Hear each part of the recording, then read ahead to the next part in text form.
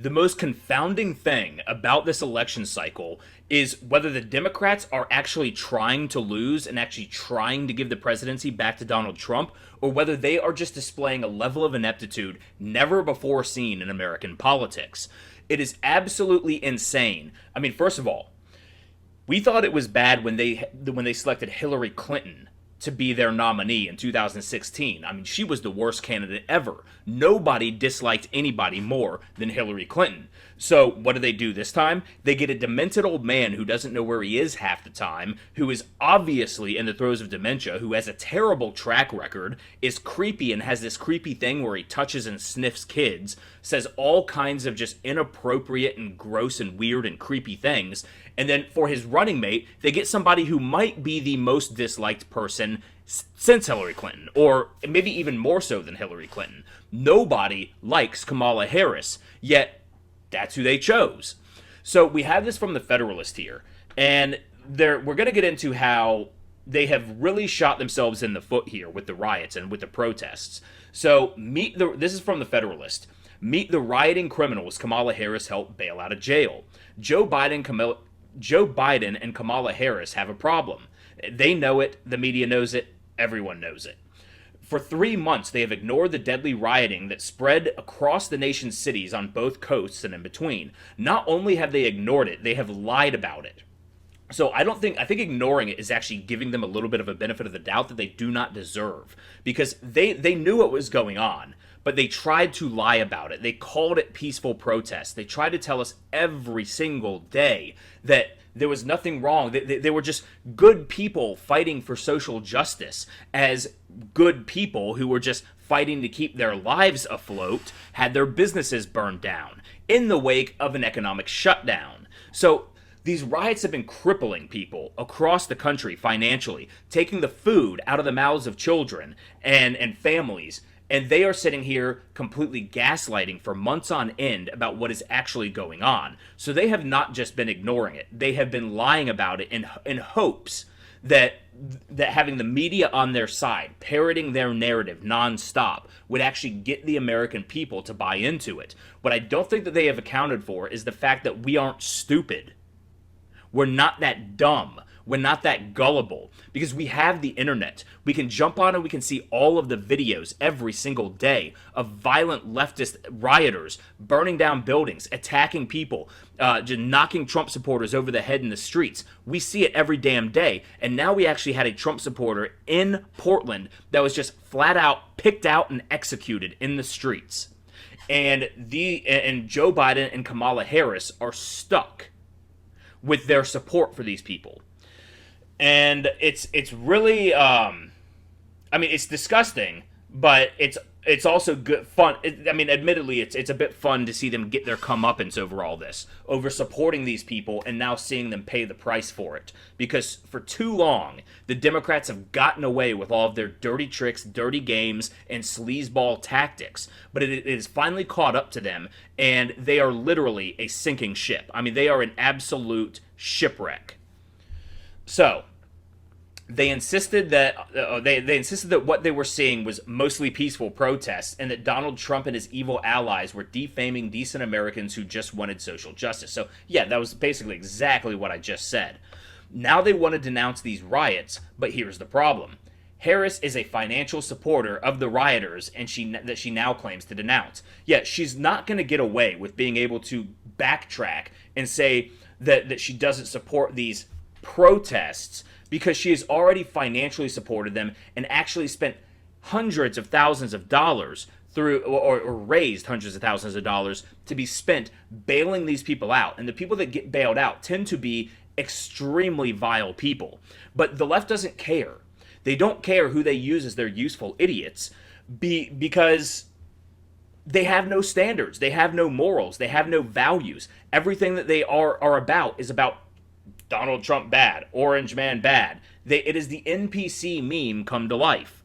So we have Kamala Harris here. This is an old tweet from hers from back in June. She said, if you're able to chip in now to the Minnesota Freedom Fund to help post bail for those protesting on the ground in Minnesota. Yes, that's right. Democrats' vice presidential candidate was a huckster for a bail fund that sought to free violent criminals who were rioting in the streets of Minneapolis, and she was very effective at it. She raised a lot of money, and we're going to get into that in just a minute once we see some of the figures of how much these people were bailed out for. In the wake of the deadly fires and looting, Harris asked her 5 million plus Twitter followers to donate money to bail out the protesters arrested at the riots. Let's meet a few of the beneficiaries of her largesse, shall we? Fox 9 News in Minneapolis did the research for us. Here are a few of the criminals they found Harris did a solid for. Among those bailed out by the Minneapolis Freedom Fund is a suspect who shot at police, a woman accused of killing a friend, and a twice convicted sex offender, according to court records reviewed by Fox 9 Investigations.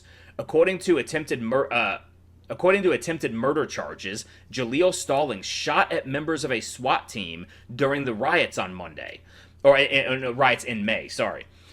Police recovered a modified pistol that looked like an AK-47. So it was an AK-47 pistol. I wish people in the media would learn how to talk about guns, because they don't seem to understand guns at all, yet they want to take them all away from us.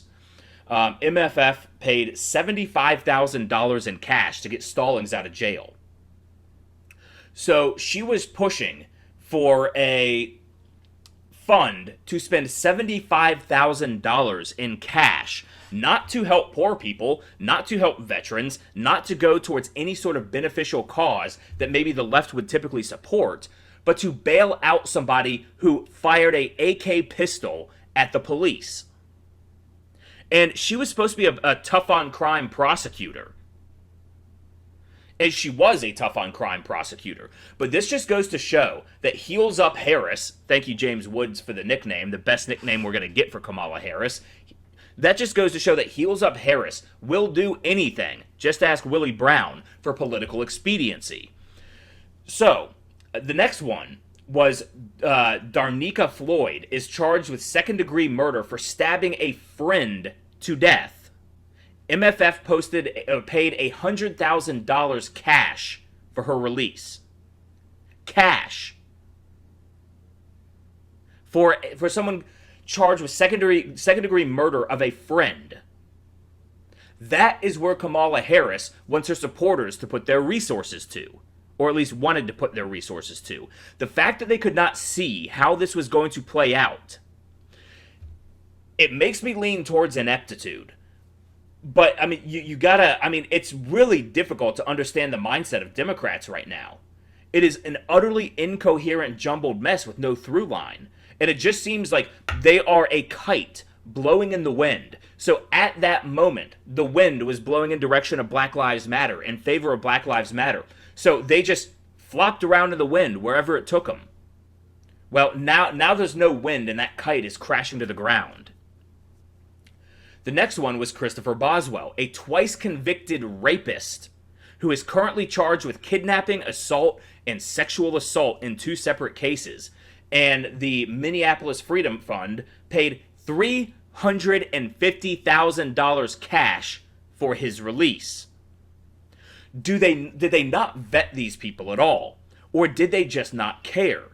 I'm going to have to lean towards the latter, that they just did not care. But let's talk for a minute. I'm sure there have been hundreds and hundreds of people arrested. And it seems like there were probably many of them that were charged with things like disorderly conduct and, just small things that were maybe $1,000 or a couple $1,000 cash bail. And they could have bailed out. So that raises 2 questions. Did they use their funds to bail out the worst of the worst, highest bail inmates, where they just got a few of them? Or could they have bailed out maybe a whole slew of people that maybe were just peacefully protesting, that were, just arrested for sitting in the middle of the street and blocking traffic, and, they get maybe $1,000 bail and a slap on the wrist, and they could have gotten all of them out? I have no idea the entire roster of who all they got out. But the other question is, so much of these riots are backed by Marxists, are backed by communists. Where are they getting all of these people that have this kind of money to donate to a cause that wants to abolish private property and things like that? It's the absolute incoherency of the leftist mindset right now, where most of these people that are out rioting, most of these people that are out committing all this violence, that are promoting these leftist Marxist narratives, typically come from places of privilege. And it's really just they're projecting their guilt of their own sense of privilege, and they're trying to take it away from everybody else, and in the process take away their upward mobility and take away their ability to actually define their lives for themselves. But we don't have a whole bunch of poor people donating to this MMF or MFF, getting with 3 people $525,000 worth of bail among just 3 people. This is insane. And it really goes to show how corrupt the Democrat money machine really is. I mean, that's a Hillary Clinton speaking engagement right there. I mean, I don't think Russia paid the Clintons as much for a speaking engagement to get Uranium One done as Kamala Harris raised to get 3 people out of jail on bail. Kamala Harris and her friends in the corporate media, otherwise known as the propaganda arm of the Democratic Party, thank you, Federalists, for calling it as it is, because they really are a sort of Soviet-style propaganda arm, or a CPP-style propaganda arm for the Democratic Party. But the propaganda arm of the Democratic Party will pretend this never happened, and they are counting on voters to be too ignorant to know what they did. Well, guess what? We Americans are not that stupid. Sure, there are a lot of us who are brainwashed and have fallen trap to it, but it is far from enough people to win an election on. And it's really quite insulting to think that they could gaslight us and to think that they could pull all of this and then change course without anybody noticing. It's really, really insulting. So Harris was so eager to be on the rioters team that she literally raised money for them in the hopes that they could be released and foster further mayhem. And there's video of her just recently, I think it was on Colbert. I mentioned this in my last video, where she's talking about that the action should not let up. She wouldn't say riots, because of course she's not going to say the riots shouldn't let up. But anybody with 2 brain cells to rub together knows that's exactly what she was talking about. So even if she is still publicly trying to backtrack against these, she's also given a wink and nod to the rioters, telling them to keep it going. I really think that they don't realize that the game is over. That this whole riot thing is not a winning proposition for them. Either that, the only other explanation that I can come up with is that they really don't want to win, and that Joe Biden and Kamala Harris were the 2 least likely to ever become president, and so they threw them on the fire as sacrificial lambs. I mean,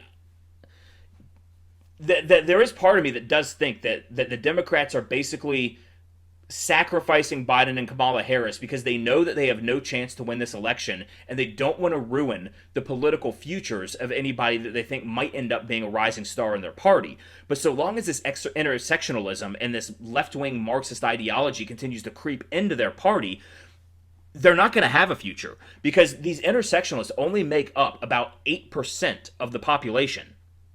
They're not going to run a successful party platform when they're catering to 8% of the population. Meanwhile, they have the moderates and default Democrats that used to support them running to President Trump saying, please, please let me in. Trump, I'm so sorry I didn't vote for you before. I'm so sorry I didn't support you before. I did not realize who these people were.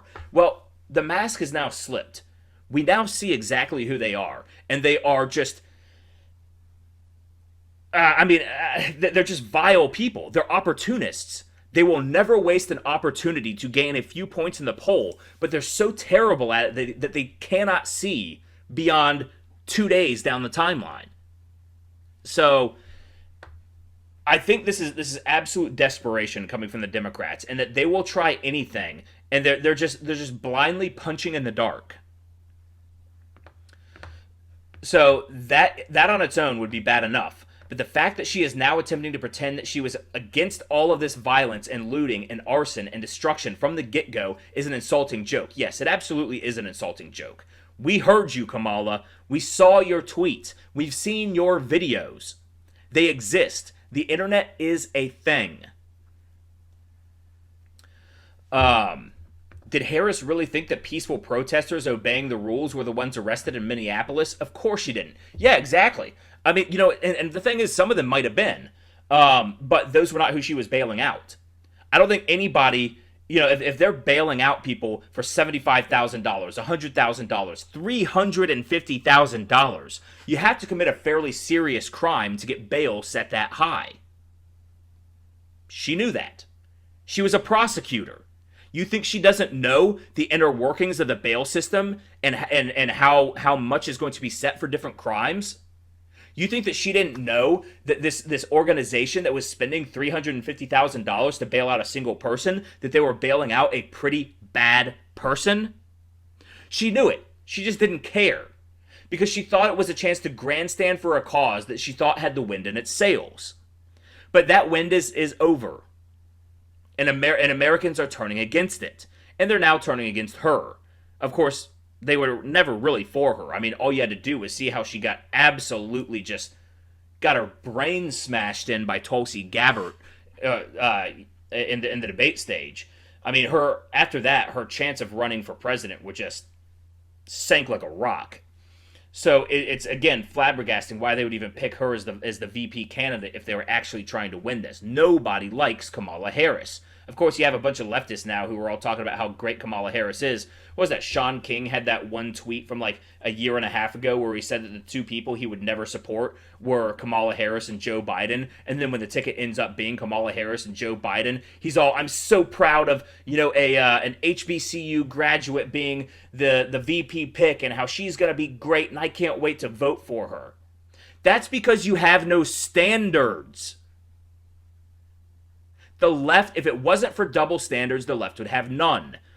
And we need to archive everything that they say because we know that they are never speaking in good faith and they are never coming from a place of truth or saying what they actually believe in. They're saying what is politically expedient at the moment because they're nothing but vile opportunists.